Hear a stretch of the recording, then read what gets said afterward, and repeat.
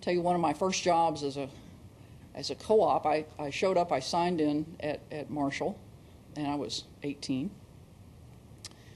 And the first thing they did was send me off to school. Wait a minute, just got out of school. But they sent me to a school and a little company called IBM. And it was to learn to program a computer. Okay. I didn't know what a computer was at the time, but sure.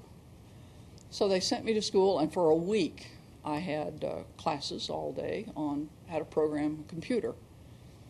Now, I wasn't afraid of it because I didn't really know what it was or what it was all about, but I would challenge any of you today to try to program a computer in machine language. That's all we had. There was no BASIC. There was no Fortran. There was no wonderful languages that you have today to work with that have all the smarts embedded in them. We had to build commands in strings in machine language. We had about 256 kilobits to work with in the computer.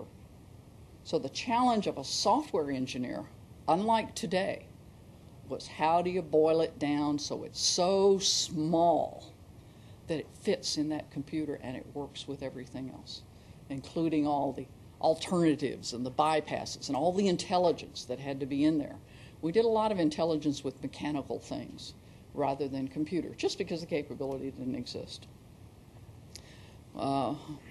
One of the most fun things, as you might imagine, the co-ops got to do then was build punch cards that were files like this that you take into a printer. It would chew them up. You had to go back and do them again. And ate a lot of hours, but fortunately my time was very, very cheap. But there were also things that I was amazed at.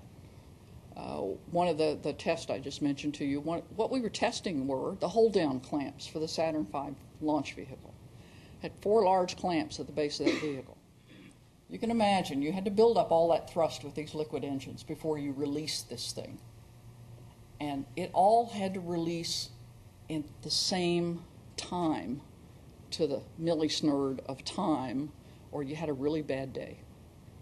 The Saturn was going to go someplace you didn't want it to go. But it was not so much doing the testing that amazed me.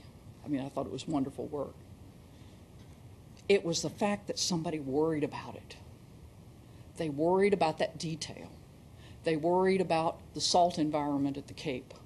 They worried about, are they all going to release? Do we have the right lubricant? Do we have the right base material? That attention to detail made that part work. And every time I saw one of those launch, I did that. Because I felt like I did that. And it was so cool. It was just so cool.